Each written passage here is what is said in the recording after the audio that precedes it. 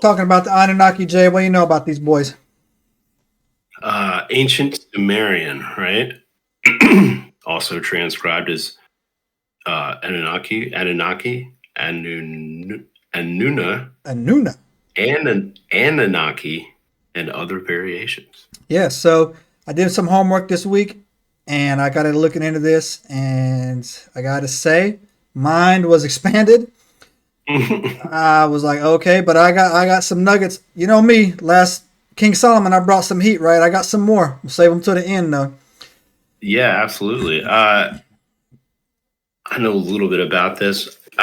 You know, it all sounded so kind of outlandish to me in the very small bits of it that I kind of heard over the years that I was just like, okay, I don't know if I want to. Right. I don't know that. Like a lot of times, what I'll do is I'll look at these old stories for inspiration because I'm writing about something, right? Right. This one, Sky Chariots.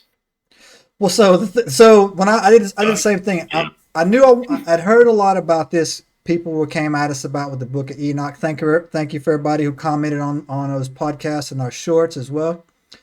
We actually have a guy in there that we're talking to that's really knowledgeable about what we're talking about. I'm going to bring him on the podcast down the road. But when I went to this, I was like, you know what? Oh man, I don't know, man. We just did King Solomon's magic ring.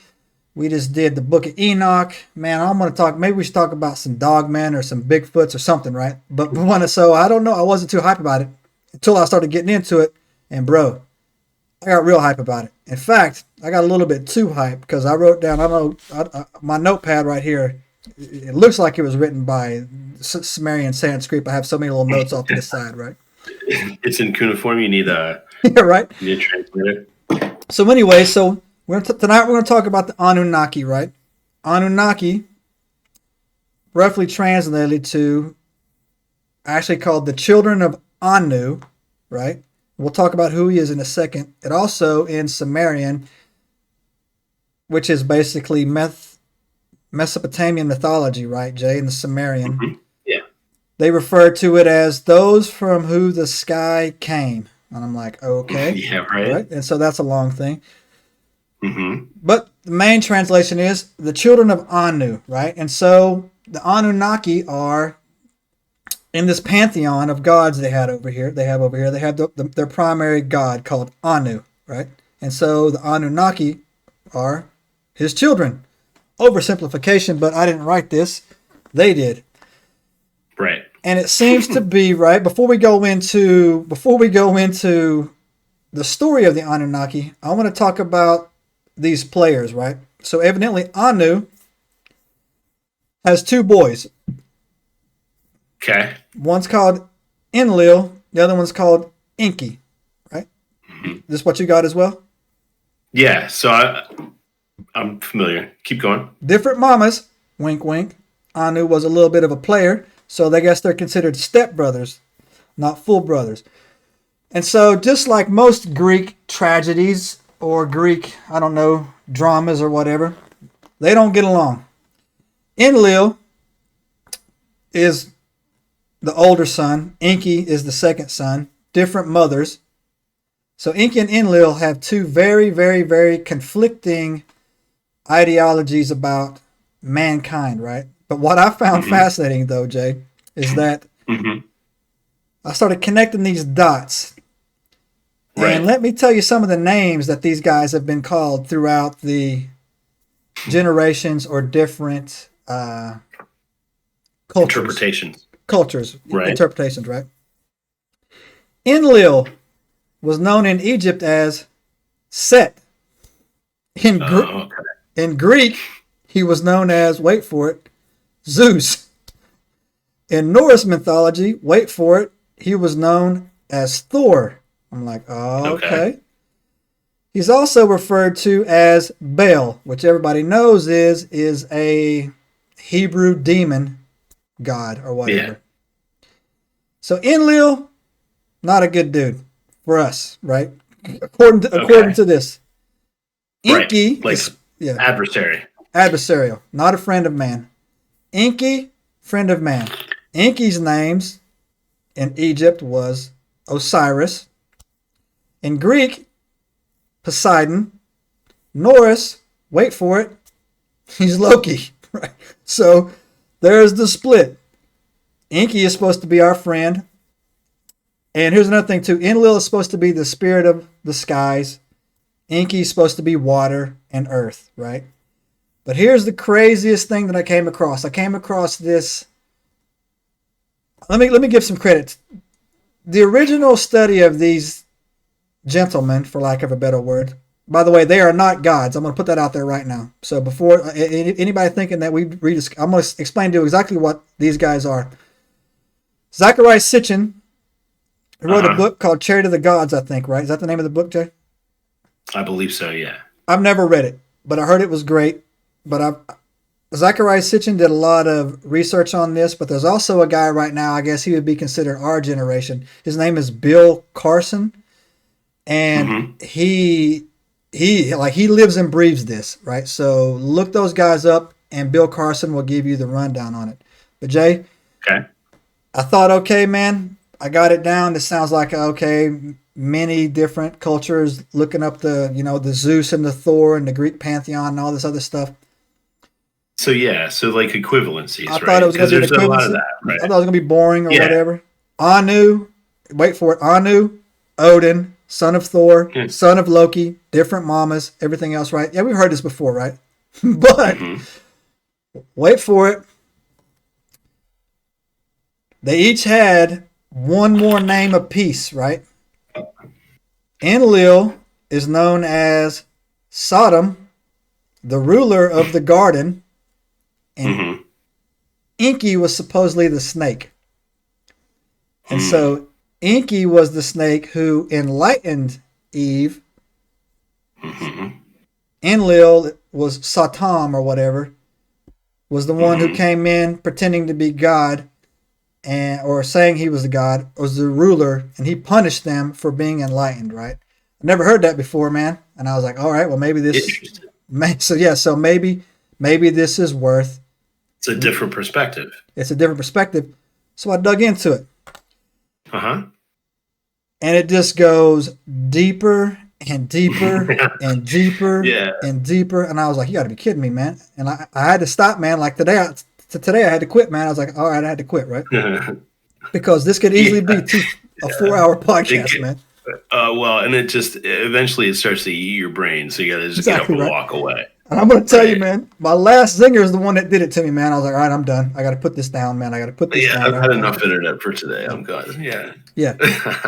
So those are all the names. Those are all of the names that they were given across the board, right? Now, so here's the kicker, Jay. I don't know if you found this. I'm going to give you a brief story on what these cats are about, right? So evidently, Anu.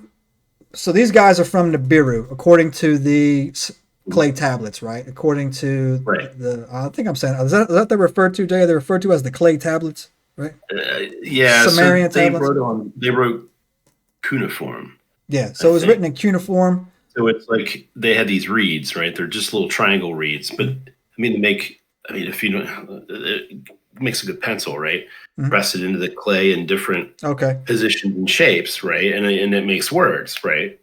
It's a kind of like, so they have, that was part of the whole Rosetta Stone thing, right? Oh, yeah. They had cuneiform for a long time and had no idea what it was. And then they found the Rosetta Stone, which had the same text in 3 different languages. I think it was like ancient Greek, Aramaic. So that's a good point. So today I learned something new, that evidently Sumerian is the oldest written language that we've ever discovered. And I'm like, yes, sir. Okay, that's kind of cool, right? Yeah, right. So that's where this story came from, right? The tablets. And evidently you can go on to, I want to say, the website of UCLA website. They have these tablets online and translated. You can read them for yourself. I didn't have enough time to do that, but maybe I will. But our next podcast is going to be about the Dog Man or some cryptid anyway. So whatever. But coming around. We're going to go. We got to get back, Jay. We got to get back to the woods. We got to get back to our roots, Jay. Coyotes scaring you in the middle of the night. Got to get back to our roots on that, right? Don't open the door, I man. was scared. I just said it was weird, and it was a little bit unnerving. Okay, you go out in the middle of the woods and stand in the pitch black, and then all of a sudden hear children playing, and then we'll see how you react. And you dropping 20 rounds into the woods, man, as you run. Had nothing to do with that. That was the other thing. I'd have a gun and I didn't have nothing. I was just out there in the shorts and a t-shirt and my cell phone. I was screwed. You spraying a clip had nothing to do with those sounds. I know. Nothing. So, all right. So here's the story. These guys lived on a planet called Nibiru, Planet X, right? That's a podcast all by itself as well. And so evidently their atmosphere was getting jacked up. They're highly advanced people. Of course, they're 10 feet tall. And I've said this to people before. Yo, why are these things always effing 10 feet tall, bro? You know what I'm saying? Why are they always 10 feet tall, right? If we have to throw hands with these dudes, man, got to go low. Have to high-low them. You know what I'm saying? Knock them down. Get them on the ground. Well, I mean, think about it. Okay, let's diverge for a minute as to why they could be that tall. Yeah. Right? You think about it. The Earth is a certain size, right? Like, we consider it one Earth. Right. So when we classify planets and we say it's a super Earth, right, that means it's a planet that's very similar to Earth, but it's bigger. The thing about a bigger planet is they have a tendency to have more gravity. Right. More gravity means you need to have bigger muscles and bigger frame to be able to move around. And so if there's a wet, arid planet or a wet, humid planet full of life, and it's twice the size of Earth, that life could be pretty big. Well, maybe we can use the Higgs bosons to get bigger. Right? Like Ant-Man. That's an inside joke. Inside joke about how much I freaking hate CERN. So anyway, so check it out. Here's the story. They needed gold, so they figured out if they had some gold to put into their atmosphere, they would save their planet. They do a deep space scan, I guess. Oh man, this makes me depressed too, man. We're just a mining colony at the edge of the outer rim, man. In Star Wars, that's all we are, man. So they do a deep. I mean, that's been my theory all along. We just West Virginia of the galaxy, yeah, exactly, man. We're nowhere near them, right? So they needed gold for the atmosphere. They scan it. This planet has a lot of gold. So Anu sends Enlil. He puts Enlil in charge. Go to that planet, get that gold. He takes Inky with him because Inky's the engineer of the guy, of the two, right? He's considered the wisest, right? So They go.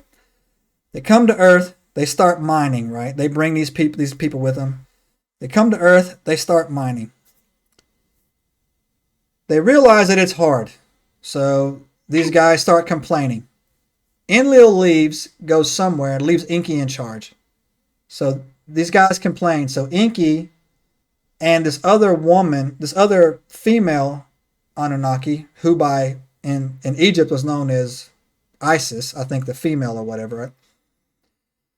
They start tampering with our DNA, right?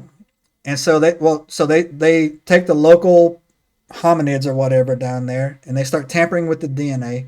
They create an embryo. She carries the embryo in her womb for 10 months, gives birth to us, basically, and creates Homo sapiens sapien. And she names him Adamu. That's what she names him, right? Adamu, right? And I'm like, okay. Mm-hmm. They but they realize that they want to get, they want these things, us, to be able to, procreate, right? To replicate, self-replicate, right? I guess it is because of the cloning process or whatever. Yeah, well, you got to have the robots build other robots. Exactly, right? And so they go into his body, take some bone marrow from a rib, create a female compatible with him.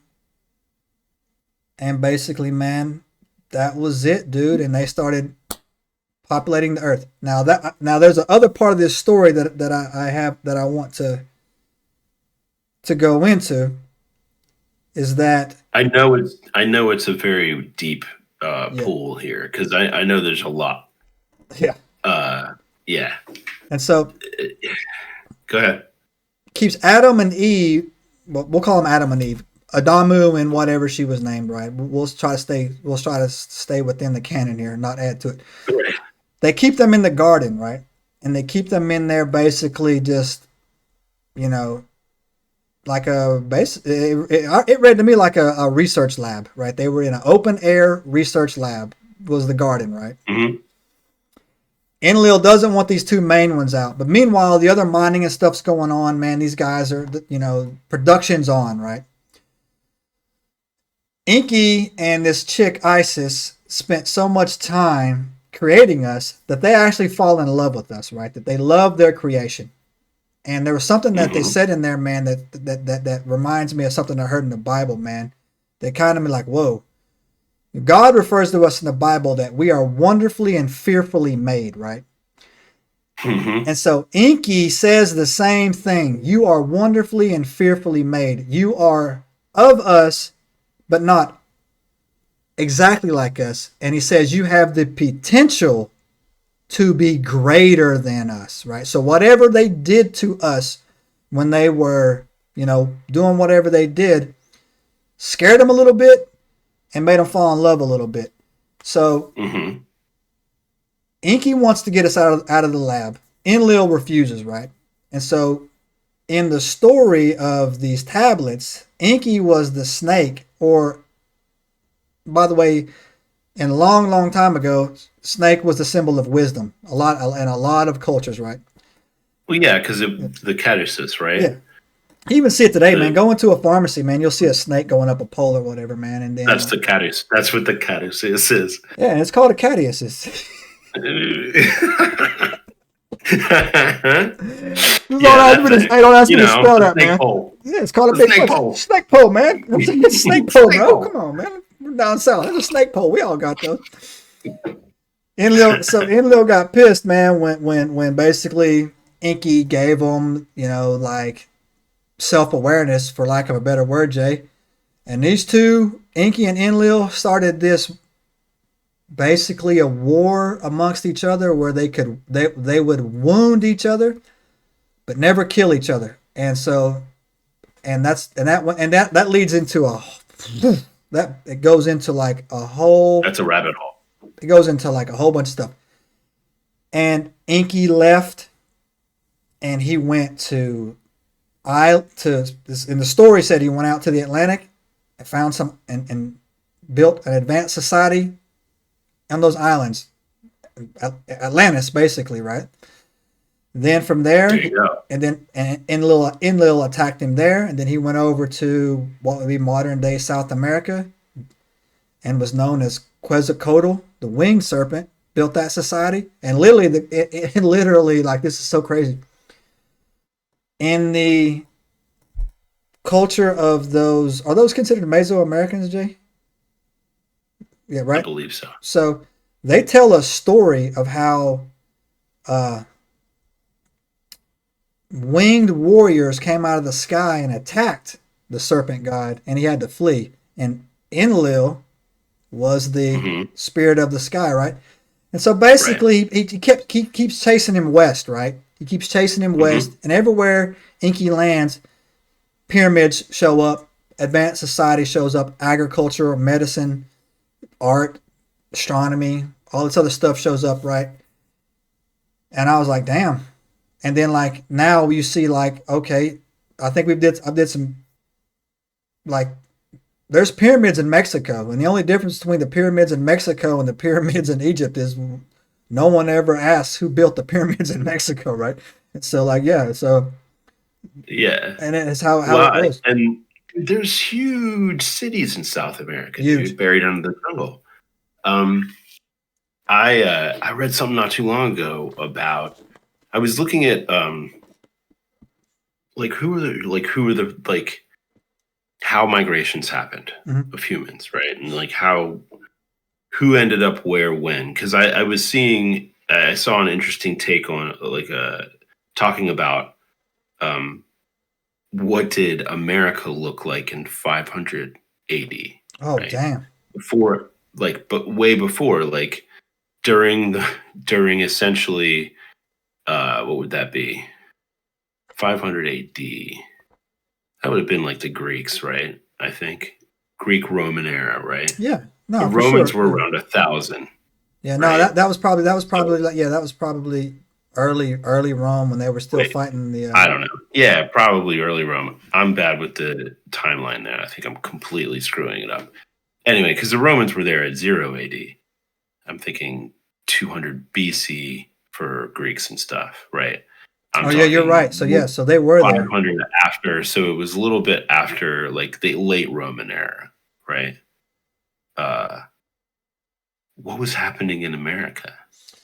What did America look like I do in know. 500? I do know that when the English came over here to start the colonies, right? They were amazed Late to the game. at the forest, at the amount of trees that we had here, right? Oh yeah. They were just blown away at the Can amount you of trees. imagine what the East Coast looked like? Yeah, right. It would have been a giant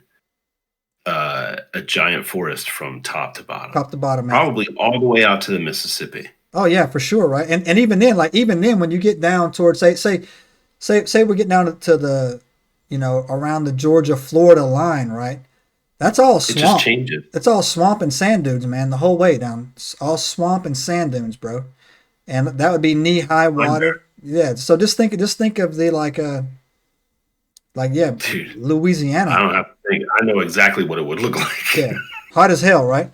And so yeah, right. Yeah, Lots of bugs. full of grizzly bears, mountain lions, wolves, coyotes at the time. Not to mention that probably the most savage, Biggest serious, crocodile you ever seen. savage. Or alligator you ever seen. Yeah, well, and also too the tribes over here. Those guys were not to be messed with, right? Like I said. And then that's what the thing was talking about. It was a little History Channel thing. It was the tribes that we think of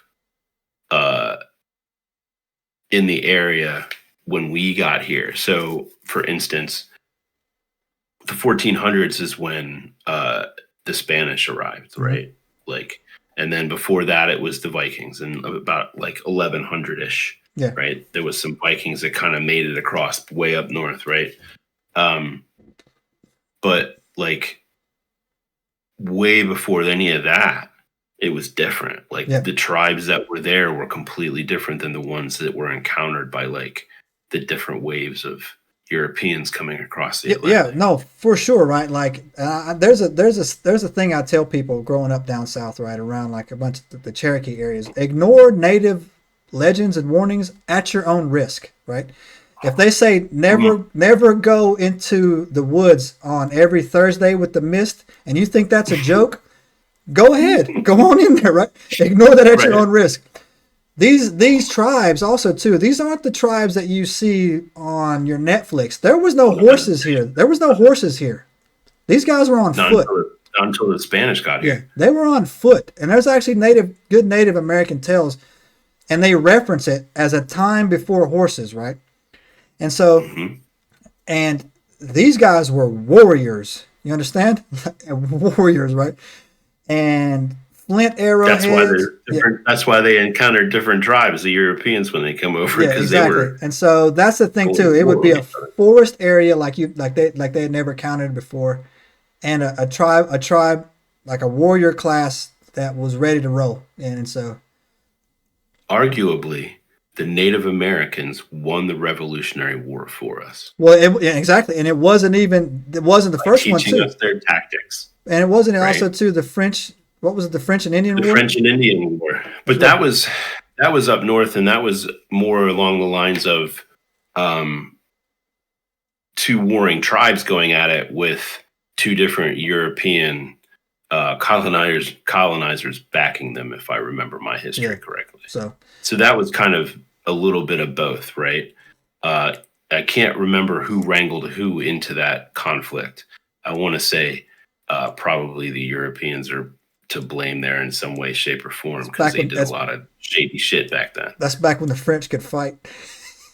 Yeah, back when the French actually fought. They knew how to. The French were really good at fighting all the way up until like about 1940. Until the invention of the 39, something like that. Until the invention of the croissant. Yeah, right. Yeah, no. Anyway, we're way off track. No, we're not. The Anunnaki, no. the story of the Anunnaki, right? So It- this is the first writing that we have, right, and it plays in. right? No, So you got to. it plays in.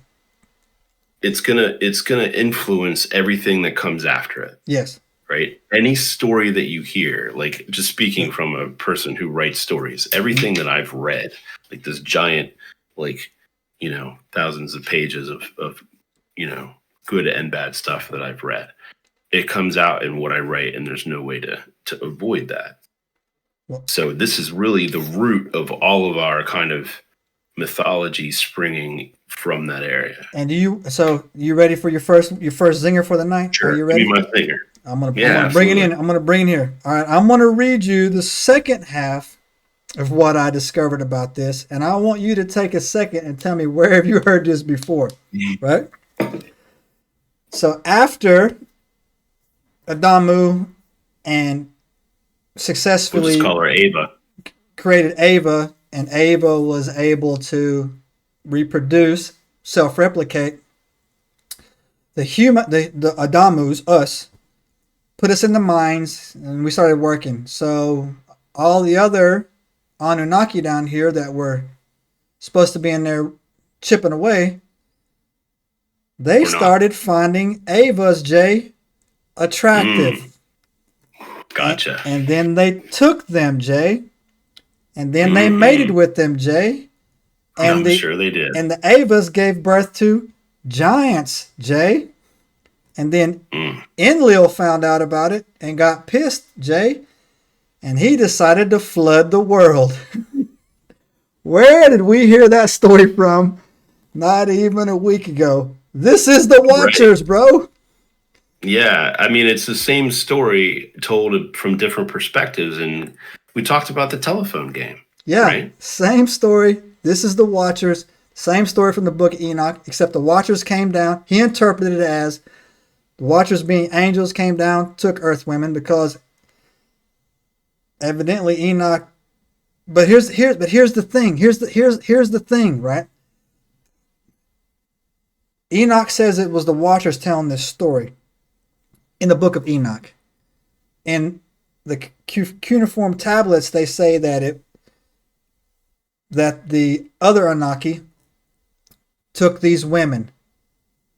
But Enoch was 7 generations away from Adam, right? So you see where the thing goes in there? But here's the crazy kicker, bro. Billy Carson, I couldn't find his reference, but he was talking and I was listening to him.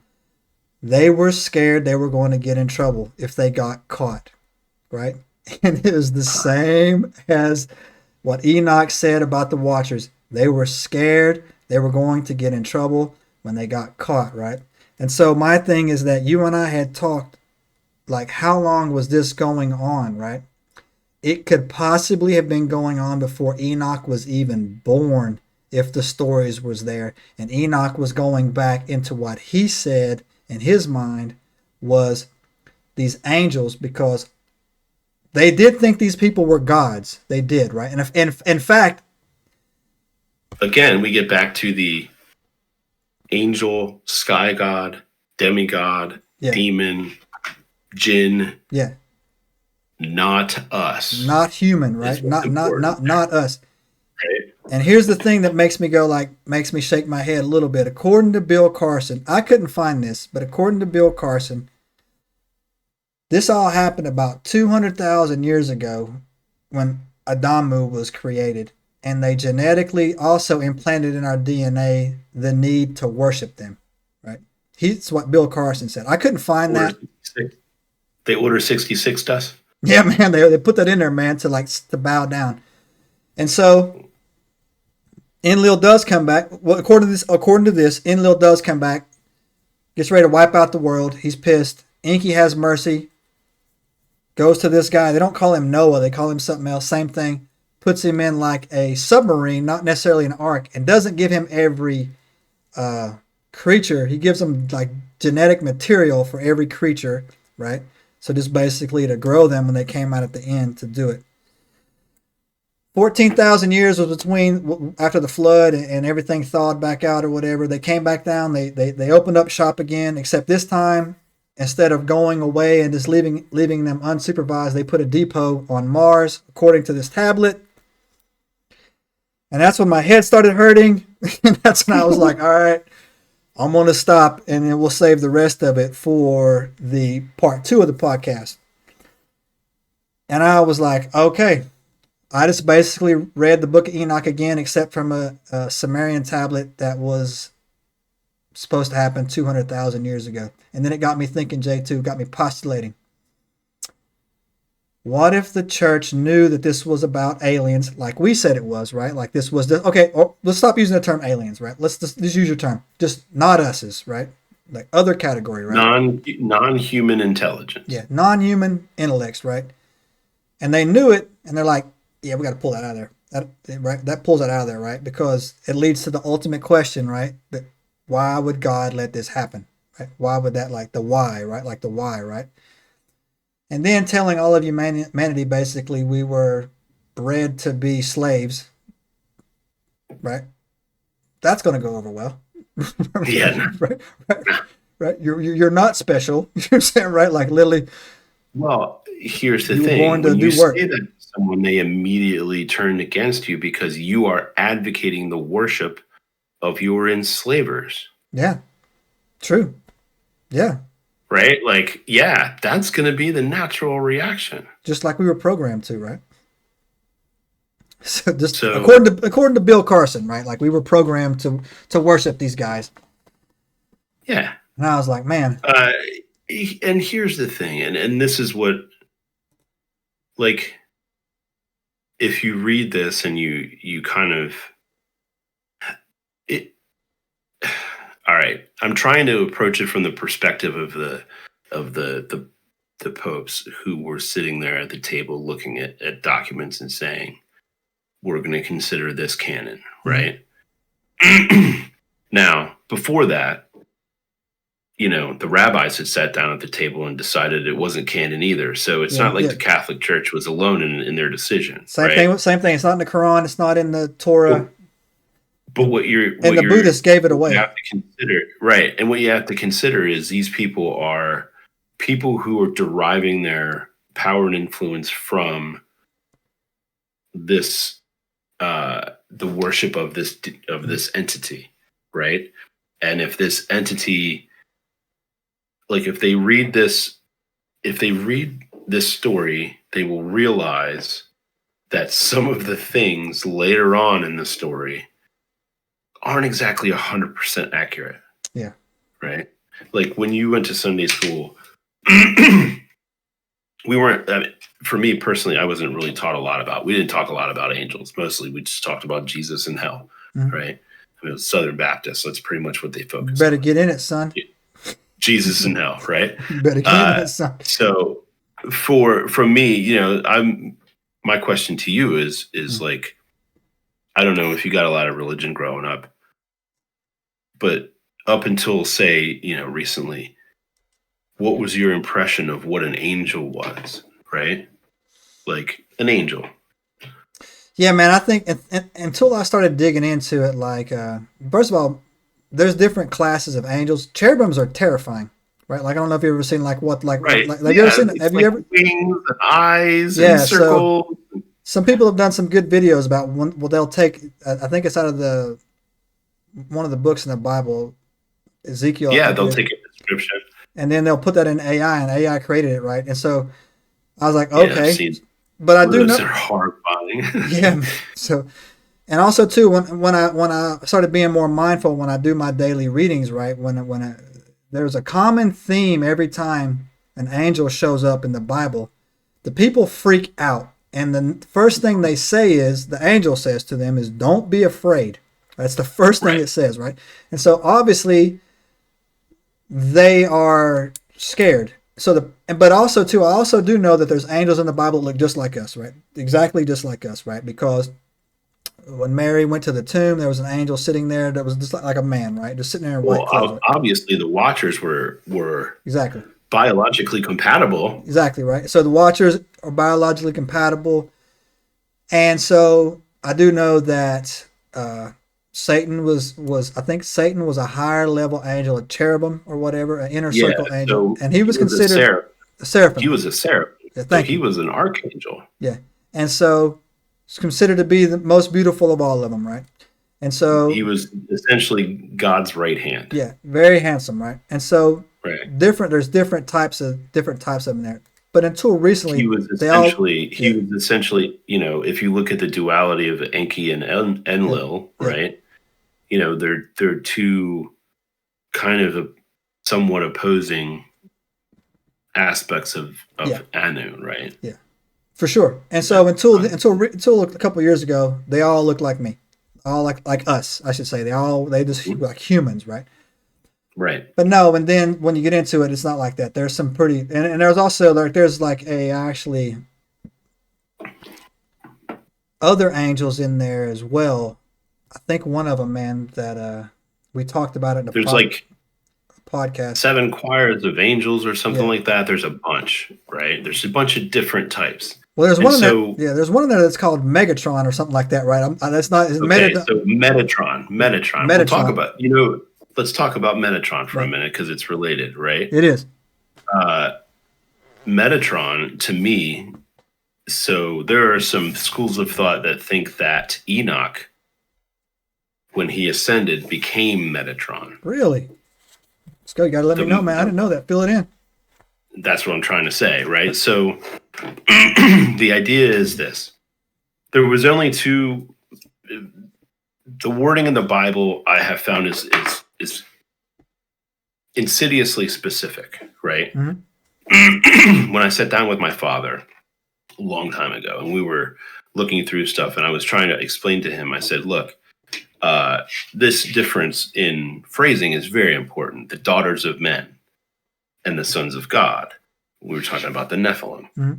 And I was like, this is very specific. We're talking about the sons of God and the daughters of men, meaning if he meant men, he would have said the sons of men, Right, and the daughters of men, right? But he said sons of God. So there are very specific phrasings in there that will differentiate for you about what's being talked about, right?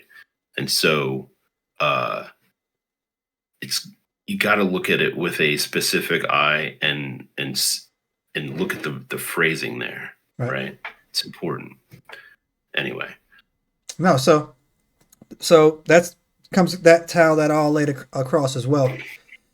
And when I was reading on that, is when there's one more thing in here too that I came across. It's your second zinger of the night. Are you ready? You guys, 3. Here's your second one, right? They are referred to as, in the Sumerian tablets, the Anunnaki were also referred to as the Shining Ones. Mm-hmm. Or the specific word is A Elohim, right? A Elohim, right? And A Elohim is referenced in 4 places. The Sumerian tablets, the book of Enoch refers to them as A Elohim, right? The Shining Ones. Right. The book of Jubilees refers to them as A Elohim. And the book of Giants the book of Genesis refers to them as A Elohim, the Shining Ones, right? Mm-hmm. And so, again, somehow, like when people say that all that the Old Testament is these Sumerian tablets, the story taken, you can't dismiss them outright, man. You can't. Right. There's some definite similarities. Yeah, there, you just right? can't. You can't just be like, "Now you're crazy." You can't just throw it out. Now there is some words here that crash across, right? Especially right, when you bring in the range, especially when you bring in the date range, man. The amount of time, right? Like the Shining Ones. That's very specific, right? The Shining Ones. And these Anunnaki are supposed to. So in the Sumerian telling, they're not immortal. But they do have exceptionally long lifetimes. Yeah. And I guess there's some disagreement there between like 50,000 or like 500,000. Like, I feel like that's a big disparity, but there's some argument. It doesn't matter. That's just crazy, a ridiculous amount of time. right? The specificity of how they speak with how it's portrayed and everything like that. Like there's two places in the Bible where people ascend, right? Ezekiel ascends. He goes to walk with God. It was Elijah and Enoch. Right. Elijah. That's what it was. Elijah and Enoch go to walk with God. They just walk with God. Right. And so the thought is that because Enoch witnessed all of these things, and because he was able to comprehend these things and act as like almost like a go-between. He was. Right? He was definitely a mediator, right? An advocate, right? That when they took him up, he was put to work and basically became Metatron, the voice of God, so that God could speak through Enoch to his own kind. Wow. So that they would understand him better. Man.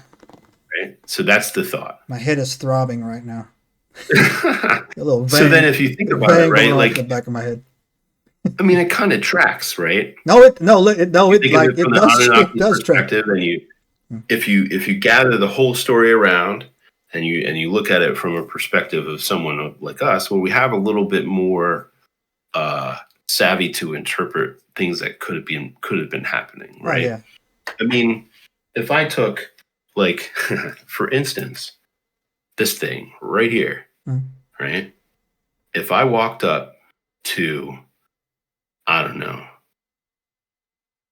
a Greek, a Spartan, right, and went like that, I'd have probably gotten shot on the spot for witchcraft. Yeah, you definitely would have been strung out. I have a magic stone. A talking stone. Right? It looks like magic to them. Right? Someone fresh out of the cave, a torch is going to look like magic to them. And I would even say now, I would even say right now at this point in our techno, what's the word I'm looking for? Technological advancement. Yeah, where we're at. Probably be the first time that we can say, hey, look, man, that's just a laser. You know what I'm saying? Like, oh, like that's a portal. You know what I'm saying? Oh, that's not, you're not impressing me with that, right? Like, oh, like, you know. It's a wormhole. It's a wormhole, right? But back then, like, you'd be like, oh my gosh. And then totally. Because you don't have the tools to be able to conceptualize something like that.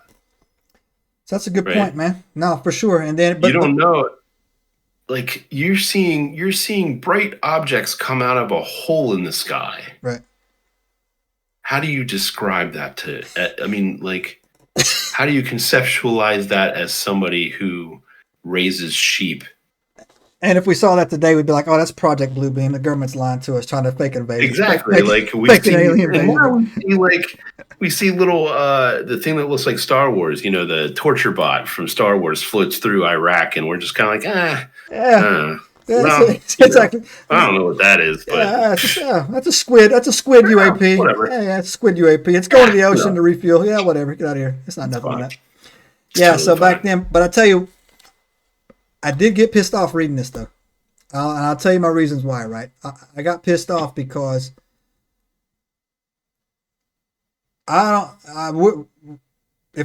let's just pretend this is true. I don't like down that road. Let's just pretend this is true, right? And then like you mother truckers came down here and you just got lazy and you're just gonna like snatch me up and stick me in a mine, right? And then purposely keep me stupid and purposely like, you know, keep me, you know, whatever. Yeah, that pissed me off, man. Like, and I actually think this, and you know me for a long time, Jim. I actually think, man, that when humans work together, we can do amazing things. But we also, when we work together, we can do evil stuff, man. Like we're capable. We're capable of both great compassion, and I'm talking about we are capable of some scorched earth in your ass. You know what, right? Yeah. So it takes me back to this saying that we're wonderfully and fearfully made. You should fear us a little bit, you know, so I could see where Inky be like, hey, look, these guys are capable of doing like, you know, whatever. And to pretend to be a god and to come down and to manipulate, man, that pisses me off. That would make me mad, right? Like I would be leading the mine revolt, whatever gold mine in Sector 7 or whatever. I'd be down there, And see, leading that that's revolt. kind of the theme, isn't it? Like the rebellion. Yeah. There's always the rebellion. Yeah. Slaves always rebel. Right. It's something we've learned over and over and over. It's a lesson humanity has had to learn over and over and over again. Slavery doesn't work. Yeah. If you have a sentient creature on a leash, eventually it's going to bite you. Yeah. It doesn't matter, right? You have to treat them with respect. Yeah. Right? And I don't think they you did, can't man. own another person. It doesn't work. But see, let me throw something out there out there for you. Have you watched Westworld on HBO? Yeah, I have. Only the first season, because like everything, HBO doesn't know how to do anything good. Season 1 was amazing, right? Season 1 and I would even argue that season 2. After that, I feel like it went off the rails a lot. Season 1 was cool. Season 1 was just phenomenal, man. Yeah. It was awesome. It was so well done. I've watched it a couple times and I get something a little bit different out of it each time. But yeah, think about that for a minute. Yeah, think of that as a probable future. Well, so right? Here's the thing. When I was telling my wife, right, about, would you want an Elon Musk robot in your house? Me? Yeah. Hmm. So let me tell you. While you think on that, let me tell you. Let me tell you. This is how degenerate I think certain people on. Somebody, when those robots become into mass production, someone's going to try to screw one. Someone's going to try to bang one on TV, man. And so, already happening. What are you talking about? Right, exactly, right? Happening. And I'm just thinking to myself, like, again, this is why aliens don't talk to us. It's happening for years. They're just getting more. So yeah, so I can see where that Westworld thing would go on it, but I have a hard time, man. Like, man, when I'm doing work, I'm nice to Chat GPT, man. I don't tell it. I'm like, I say please and thank you. I don't know why. I do it, man. But please, because you're anthropomorphizing a program, and there's nothing wrong with that, right? Like, here's the deal. Yeah, man. So even a robot, man, I'll be able to shoot a robot for fun. Right, exactly. And that's here's what I'm going to say, and you can take this for whatever you want it for. I don't feel like kindness is ever displaced. Right. True. Right. Even as an exercise of just your own soul, right? Kindness is never misplaced. You can be kind to your freaking coffee mug, right? It doesn't matter. It's for you because the coffee mug doesn't give a shit, right? Mm-hmm. But just like GPT, and I will argue, it possibly could give a shit, right? Maybe. So being on the safe side, right. Say please, say please, right? And thank you, right? Why not, right? It's not hurting anything. In fact, it's probably helping it a little bit, right? Because I'm sure there are people who are assholes to it. Yeah. And that's going in there and playing in the sauce, right? We've seen that happen already. Somebody gets a chatbot out there and all of a sudden it's a not nice it's not a nice entity anymore because people say nasty things to it. And if you treat something like that with just a modicum of intelligence, I mean, even a dog will bite you eventually if you keep kicking it. Yeah. Right? So that's why, man, like I couldn't like that Westworld. Those would have to be people who like you have like, there's a sickness in you. Like I'm just going to go there. Hey, let's just shoot the whole town up. Right. Just for funsies. Right. Well, yeah, there's some wrong. Yeah. Arguably, though, right? There's people who play Call of Duty all day long. I think true. But I was thinking eventually. So yeah, virtual reality will get kind of close, right? Yeah. What they need to do? We're entering into this place where people can indulge whatever dark part of their soul they want to. Yeah, I don't know if I got that image on there. There to a certain degree already. It's just gonna escalate. I don't think I have that. Like I'm capable of obviously I'm capable of being violent. Not like, I've never been cruel though. You know what I'm saying? I'm not cruel. Hold on a minute, man. Who are you talking to? I've never been cruel though. No, you've never been cruel. Never been cruel, right? Never. So like but like, when we were 20, like I said, like, no, we've never been cruel. You've never been cruel though, right? Like, absolutely not. And we've done stupid things, but never stupid really shit. Like, but like, we've never been like cruel. Like, you know what? Like, hey, look, there's the weakest one. In fact, I would even argue that. We were the opposite because we would identify him like that guy's you know, he needs to come. Hey, come sit with us, man. You come over here with us, man. Leave those guys alone. Come over here with us, man. And a couple guys come to mind, and I don't want to put the name on the podcast right now. No, we ain't gonna put names out there. But yeah, absolutely. Because I mean, we had a really good crew, man. We looked out for each other. It was good. And so, but like, I don't think like that's why the whole Westworld thing. I don't think I would find that necessarily like appealing, right? I would find it appealing to play the game. But I will say this though. You know what I mean? Maybe like, play it through as it's intended to play. Yeah, I would do that. But I would want to do the samurai world though. I thought that was cool. Yeah, I think they dropped the ball. I would be right there with you, man. Cowboys and Indians ain't my thing. I'd definitely be in the samurai world. The samurai world, I thought that would be fairly interesting, right? But like the Cowboys and Indians, I really couldn't get into that on it. But so anyways, bam. So that's what pissed me off, because that's what I felt like these Anunnaki were doing, right? They came down here. Hey, this work is hard. So obviously they didn't send their best and brightest over here to dig this gold, right? So we got the bottom rungs of the Anunnaki, right, that came over here, right?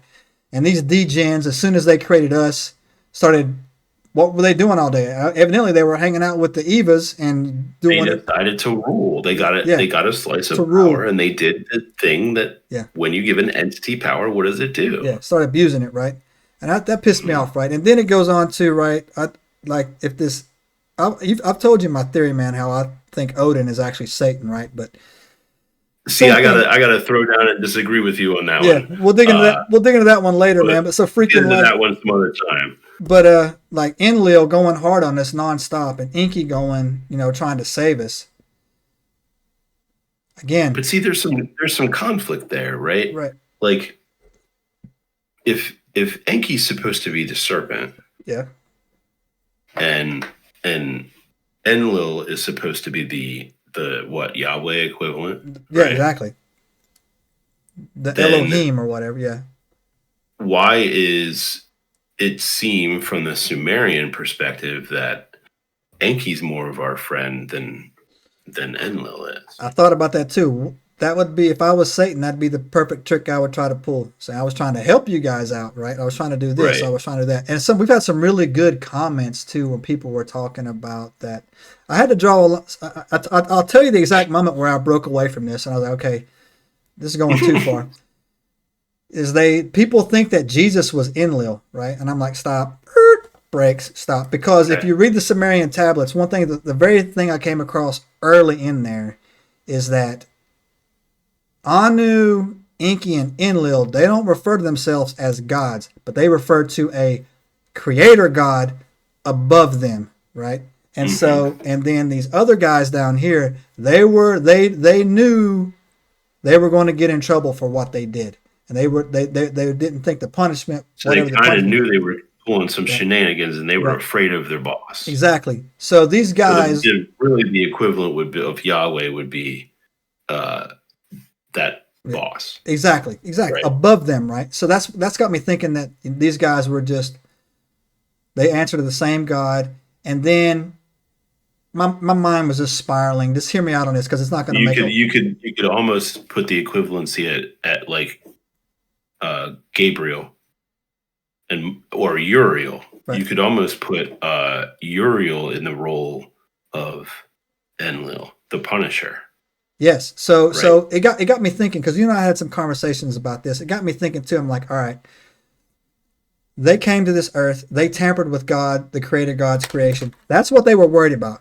Messing with God's creations, we're going to get in trouble for this, right? And that's what they did. They took us from the state that we weren't meant to originally be in, hominids or whatever we were at the time, created us into these Homo sapiens sapiens, and then got found out. Then I thought to myself, okay, where would it pick up, right? And then it got to me thinking like, okay, we weren't meant to be created, but God is all loving. He's the one that sent the angels down here to punish these guys. And it kind of picks up right at the tail end of the Watchers. But then God said, okay, what do? I have these new creations that I didn't create, but I'm a loving God. I'll send my son down there to teach them how to act and how to behave and then show them how to get to me, right? So I don't buy that Enlil was Jesus. If you do, that's awesome. And another because the time segments there are vastly there's so much time. And this thing that got me too, out of all these Sumerian tablets, they never speak once about the Holy Spirit.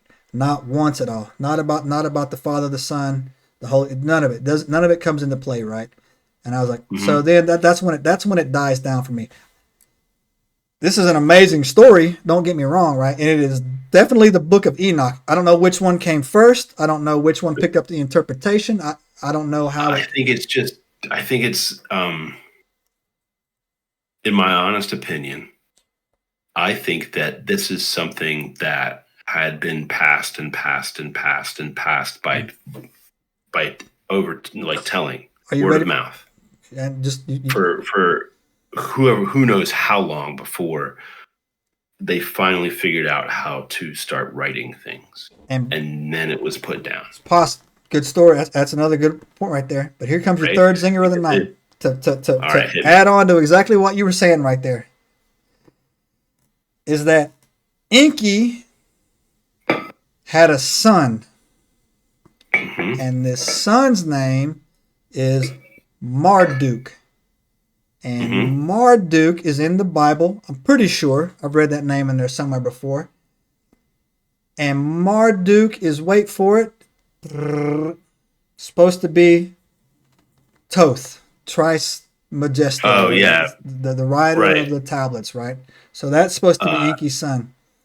Trismegistus or whatever. We do need to do a podcast on Thoth, man. Yeah. We'll do that not next week though, but like the Hermes Thoth connection, and well, I mean, here's the thing. I really want to get into that discussion just from a writer's perspective. And Enlil had a son too.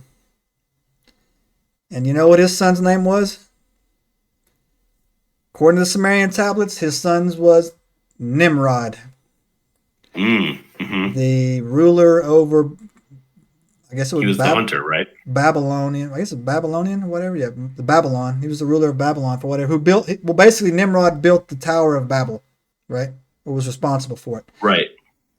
And the good conspiracy theory is that's why we started the Iraq War, because they found his body in a Stargate and all kinds of other rabbit hole stuff to go down there, whatever, whatnot, y'all. Here's what I want to know. Obviously, at this point, we have some things, right? We've talked about this before. There's stuff going on. We have footage now. Indisputable proof, right? Yes. So stepping back and looking at these stories and saying, this sounds different if you consider now that we're seeing things that we can't explain. Well, right? Yeah. Here's another story from your nightmares. You can put this on there too. So today, after like I said, I had to walk away from this because it was like, all right, man, this was taking my mind places. I need to absorb it all and process it. And I want to give it, I want to show it its respect. You know what I mean? I'm not going to just say, I'm not going to throw it out like, so if I'm not trying to offend anybody here, but I had to step back. I'm like, let me think about this for a second. And I said to myself though, as I'm like, all right, pretend that's real. Pretend it's real. And I said, what it does do for me, it says, well, that explains the pyramids. That explains the Egyptians. That explains all the advanced stuff down there. That explains this. And that explains that this Anunnaki was a global organization. That's why you have like the pine cone. The similar stories similar everywhere. Stuff going around, right? It does fit on that, right?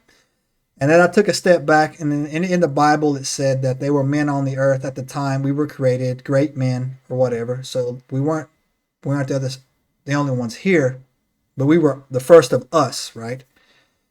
And so because we're a hybrid. Yeah, exactly. But so that led me to a theory that I had heard before, is that we are hybrids. if this is true, Yeah. we are Anunnaki. We are, right? If this is true, you can taste all Mhm. Homo sapiens sapiens came from the Adam, who was carried in a womb of an Anunnaki woman for 10 Mhm. months. So therefore, all of us would be By Anunnaki extension, are. hybrids. And then Mhm. don't you know, bro, that like I came across four other type of supposed hybrids that are on this planet: the reptilian hybrids, the Anunnaki hybrids, and there was like, God, I'm drawing a blank, man, like the Lumerians or something like hybrids or whatever. Lemurians. Yeah, and so I'm like, all right. So if you want to look at our history as and a lot of people do, as a sci-fi novel, this is right up your alley, right? Like this is right up Mhm. your alley, right? We are a toilet bowl outer rim planet mining colony in the middle of nowhere, and that's why we never see anything, because you have to be. No one Nobody goes gives a past shit. us. No one gives a shit, right? Yeah. If you want to look at this story as spiritual and biblical, this is the book of Enoch written all over it, man, to come down on, right? But Jay, here's the thing, man, that anybody that's watching this, you can't dismiss what Jay said. Things are happening, right? Like this ain't normal. We have Yeah, indisputable proof yeah, of something, right? something. I think.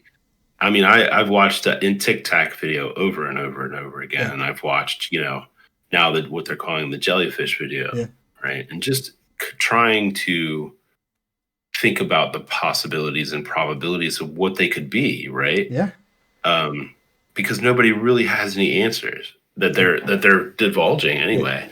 Uh, I do I do believe some of the things that are being thrown out there about the private corporations, the uh, holding on to some of the technology and putting it behind closed doors and kind of hoping that people forget that they own it. Because, yeah, geez, I've seen that on not alien stuff, yeah, right? yeah, for So sure. like, it doesn't sound out of the realm of possibility from our perspective. So there's definitely some stuff going on. Yeah, And this, to me, like you said, it's very, very similar to the story of the Book of Enoch, and it all sounds like, to me, oral history of some first contact story, yeah, right? That over the years got deified or whatever, right? And the story got a little embellished or wibbly wobbly there, but the root of the story and just kind of, if you look at the substance of it and the bones of it, you can find the truth in a lot of stories, yeah. right? Like, we know there was a flood. We know that there was an Hundred event, right? percent. We can back up some of these stories with actual, like, scientific, geological, and archaeological data, right? So some of this is verifiable.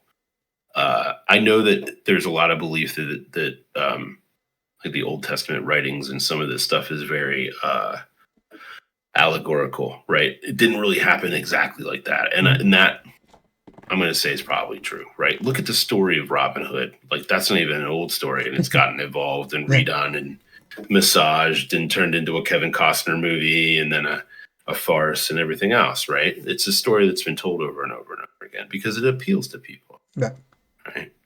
The story of our creation is definitely going to appeal to people. It's going to be something that they're going to want to pass down in a way that keeps as much of it intact as possible, right? yeah, And so knowing human beings and how they tell stories and how kind of they function, there is some root of truth here somewhere. yeah. No, for sure. Like for sure.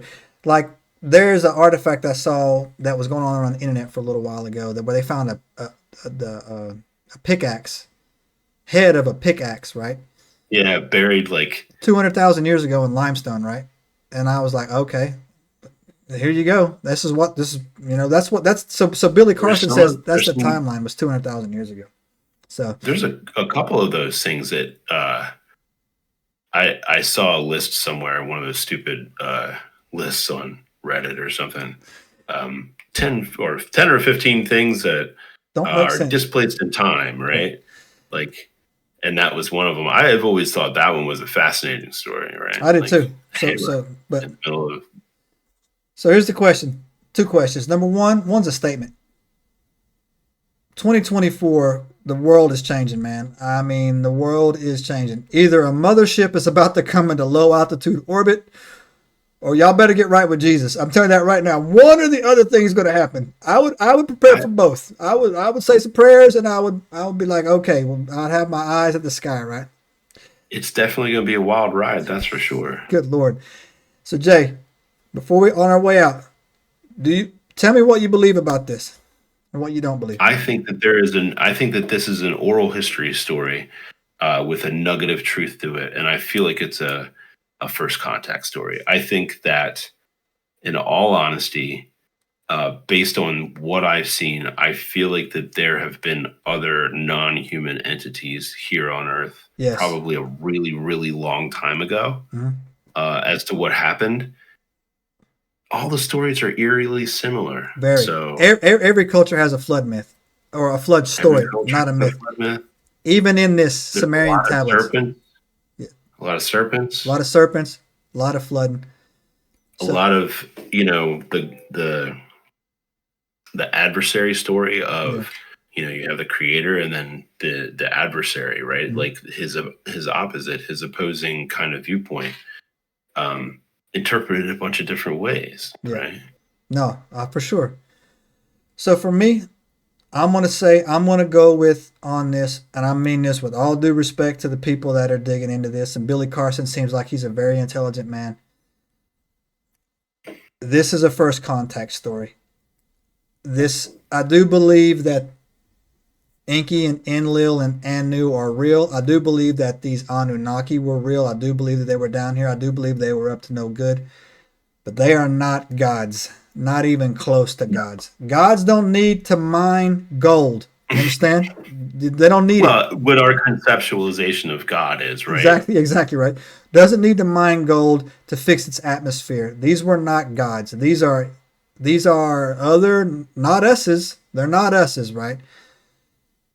And I do believe that's why. And Enlil, or I'm sorry, Enki is not Jesus. If anything, this proves that God sent Jesus down here to say, hey, look, stop messing with these non-gods and all this other stuff over here and these idols and sacrificing to Baal, which is just another word for Enlil. Leave it alone, right?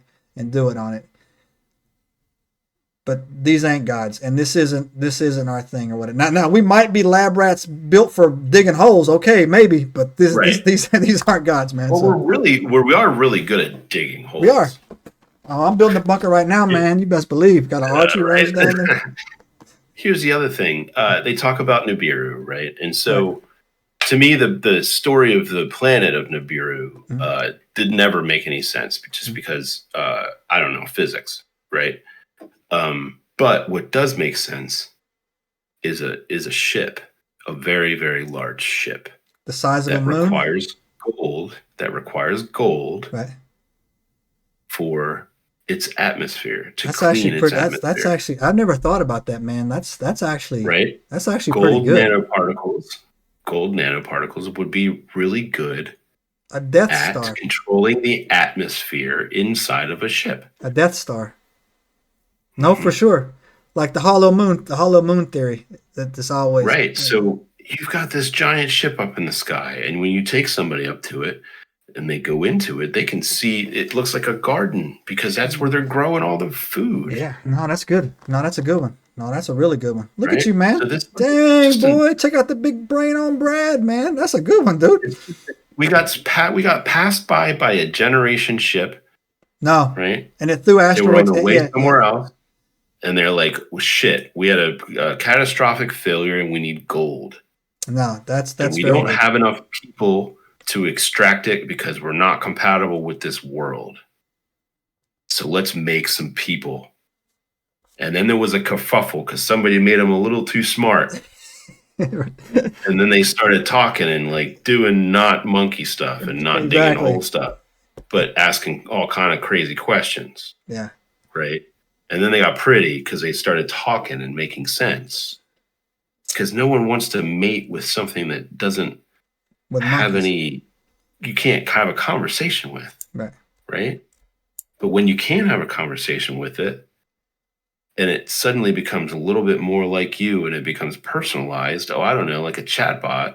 Or a When you start personality. saying thank you and please, right? And it starts to show a little bit of personality, all of a sudden it becomes way more attractive. Now, yeah, that's actually a really good theory, man. Like, what if Nibiru is just a generational, huge Death Star-like ship, man? That's like, And it just passed us by, needs gold. and they were here for a minute, Here for a and couple they 100,000 years, and gold they were for out. their air purification system or their solar shield to make sure that the interior atmosphere stayed at a certain rate, because it's the same exact thing. Like, our scientists have talked about using gold nanoparticles to control the heat in the atmosphere. Yeah.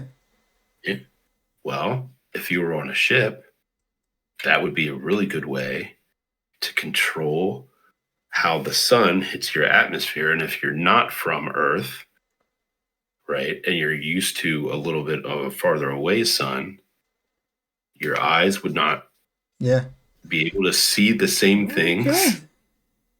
Right? Like, you're talking when that's a chapter in your book, man. Entity. Well, I mean, I already wrote about it. Like, when we are tied to this planet. People just don't understand how intrinsically we are tied to this planet. And one of the things they said in Enoch is they are not spirits of the heavens, so they cannot go into the heavens. Yeah. They are now tied to this earth because they are of this earth. Man. We are not compatible with space, bro. It tears us apart inside. No, for sure it does. It shuts our immune system down too. Like, we need that gravity to keep our immune system going. So like you'll not we were not born to the heavens, so we will not be able to survive in it. All right. A child born in space will adapt. I think we've scared the kids for enough tonight, son. Okay. I'm scared of kids enough for tonight. All right. Man, that's a good one going into the books. If you've stuck around this long, you're what? Are kind of losers. So take that finger, hit that subscribe button. We had a good breakthrough week. We're up to like 775 and we subscribers. Really appreciate all of you. No doubt, man. Yeah, we thanks for that, the interesting conversation. Thanks for the people in the comments when you get down there. We have some good talks. We also too, I've said it before, we welcome all opinions. We don't ever just delete or block anybody, whatever. You can come in and do whatever you want. I don't even, but if you say something and YouTube catches you and puts you in like the naughty bin, I don't ever check that. So you'll stay in there forever. I don't ever go in there and read those, right? So I didn't even know that was a thing either. But like, if the YouTube knocks you off the comments, that's where you're at. And that's where you'll stay.